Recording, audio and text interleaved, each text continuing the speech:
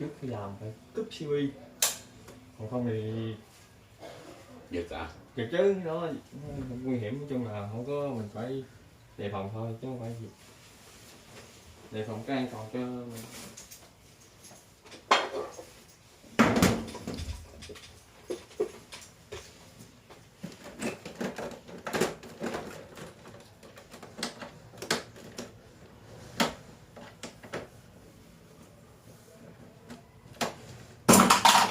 Đâu Xin chào một chút. Cảm ơn.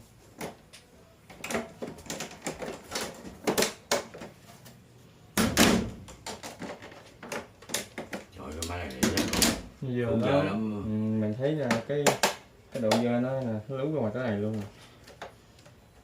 Cái này bình thường mấy chú xài thường xuyên á. Này là phòng của chú hả? Không phải cái bên đây phòng của con gái. Ví dụ xài thường xuyên mà phòng nữ có gấu bông rồi kia, quần áo nữ nhiều quá thì mình nên 4 tháng vệ sinh được rồi, tại vì nó sẽ mau dơ hơn cái phòng bình thường. Cái bụi Phải cho mình chỉ có bắt ban đêm mới xài ban ngày đâu có xài đâu. nó dơ quá thì ảnh hưởng tới đường hô hấp này kia đủ thứ hết trơn á.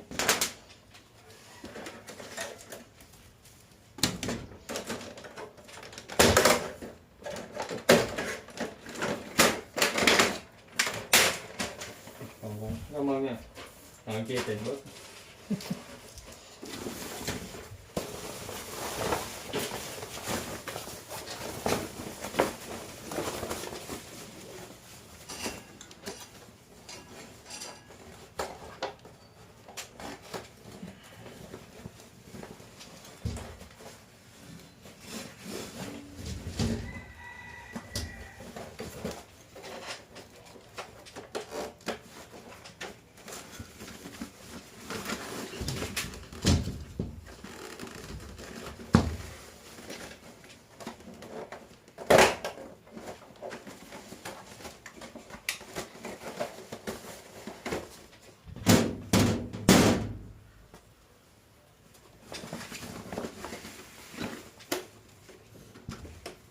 Chắn như lại chứ để nước văng vô rồi nó chạm mạch hư mạch hết, lấy đầu che lại.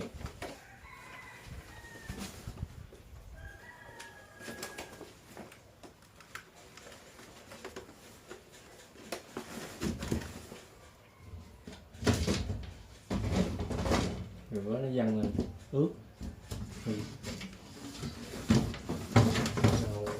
Mình kỹ cái đâu rồi hay cái đó thôi. Đúng rồi. Rồi, rửa thôi. Rồi, được.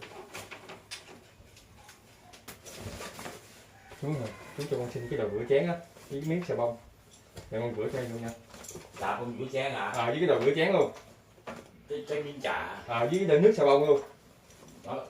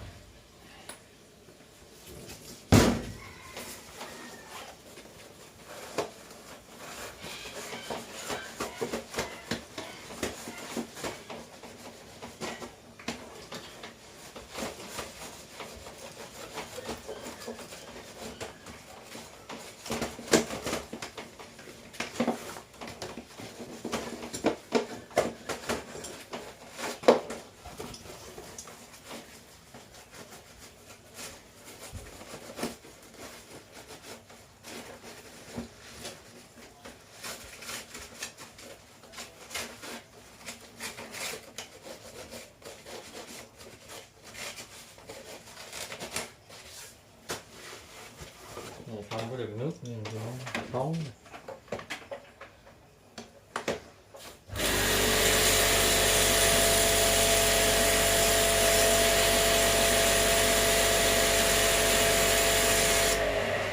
Cái máy này chú xài được 3 năm chưa? Tôi nghĩ chắc hơn ha. Chưa tới. Tới rồi hả? Chưa. Không. Phải chắc hơn rồi đó. Chưa tới. Chưa tới.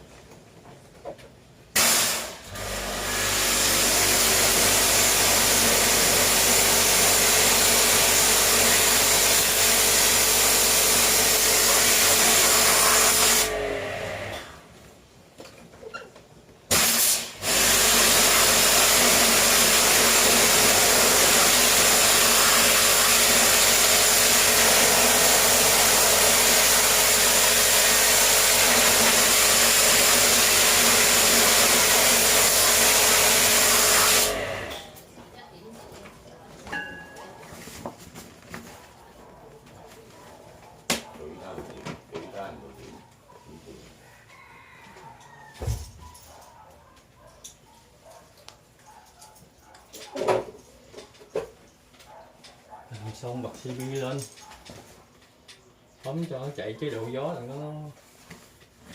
nó mau khô.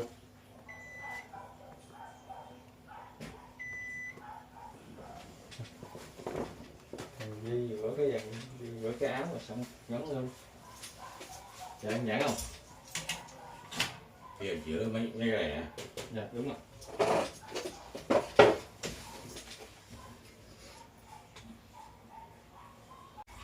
Đấy, có nhiều đồ dễ rửa. Đúng rồi.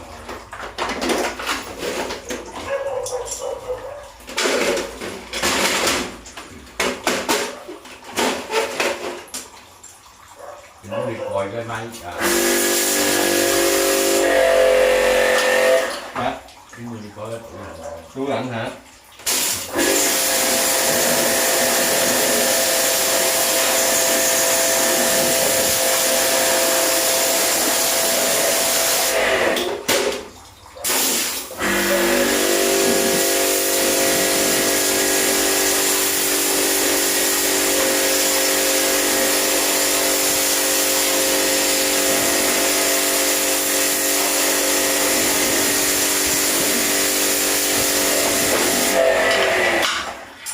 Chú tính xài tủ lạnh gì?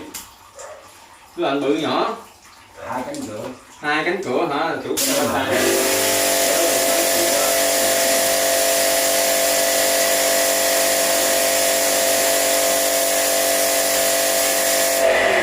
Để mình đi coi qua. Chú để ở đây luôn đúng không? Để dưới đầu. Ok, để thằng con tư vấn cho.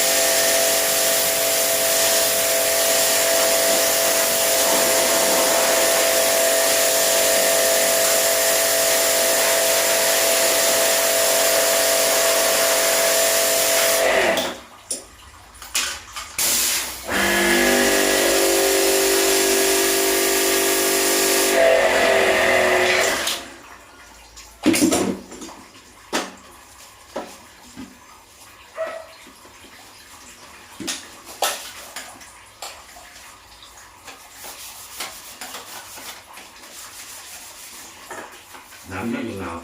Dạ. Đất này đó mày có mà anh chứ nào. Con hả, hết 29 chú. Năm nay hết 29 nè, 30 về. Cái gì đâu. Người ta làm thêm rồi nghỉ mới nghỉ mấy lần là 16 25 á.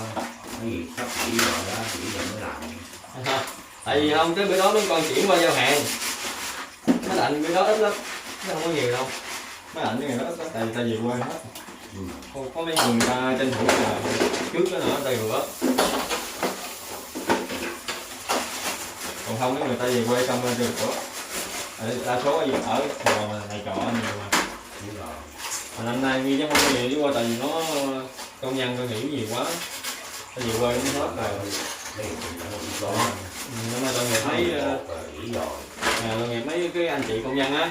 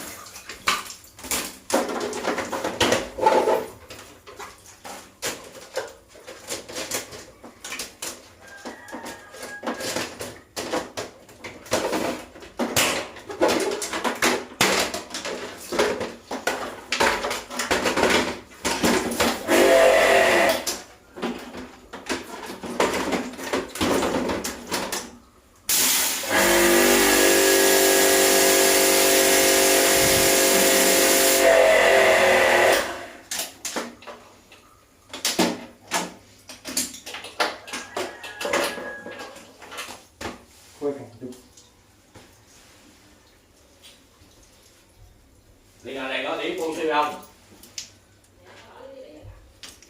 Chưa chút chọn nó chứ.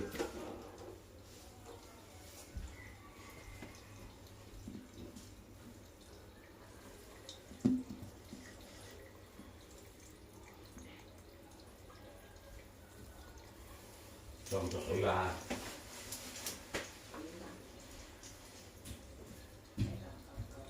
Đây. Được. Ok. Chụp nó kéo nước này.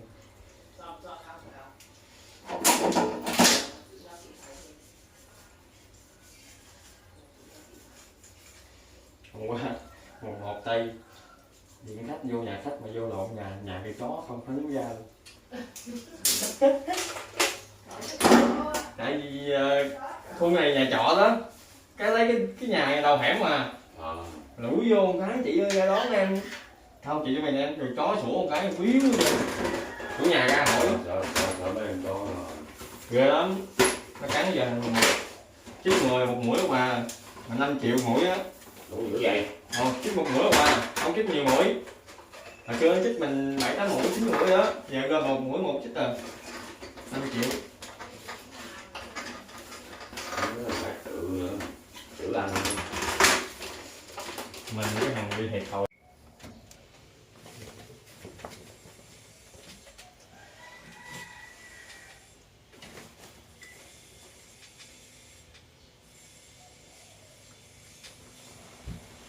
Bật cái gió nó thổi mấy cái nước ra.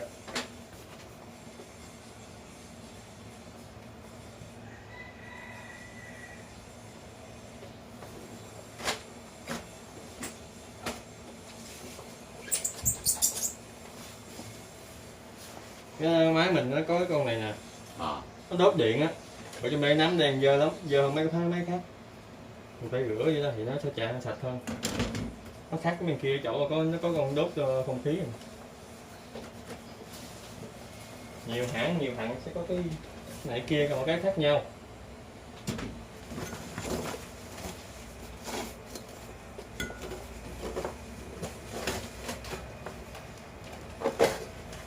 Máy này nó còn lạnh mà máy này Nó mát còn lạnh ok, cứ dơ thôi. Dơ thì phải rửa thôi.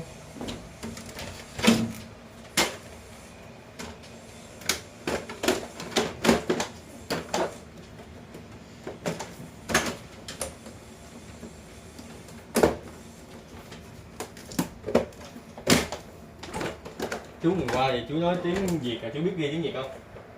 hả? Chú là người qua gì mà chú nói tiếng Việt mà chú có đọc được tiếng Việt không?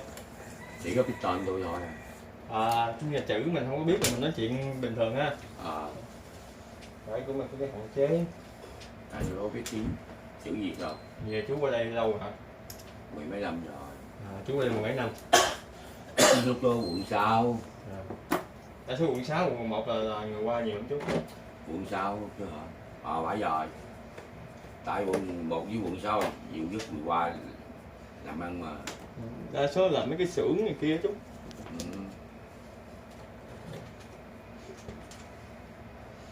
Đó, vệ sinh, sạch sẽ thoáng mát.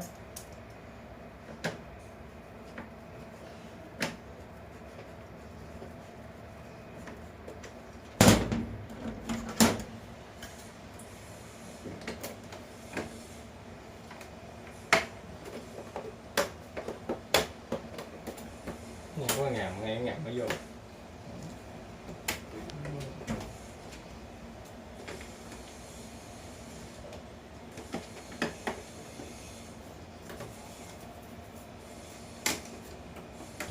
Cái máy lạnh là phải nó quạt 4 chiều hả? Đúng rồi. 4 chiều là sao? 4 chiều là lên xuống nè. Lên xuống nè. Ở trong này là cái qua lại nè. Là qua lại trái phải lên trên dưới là 4 chiều đó. Cái máy lạnh nó cái bên phượng cái phòng đó không có. Thì cái ba cái là co hết á. Cái motor nó có hai motor đảo.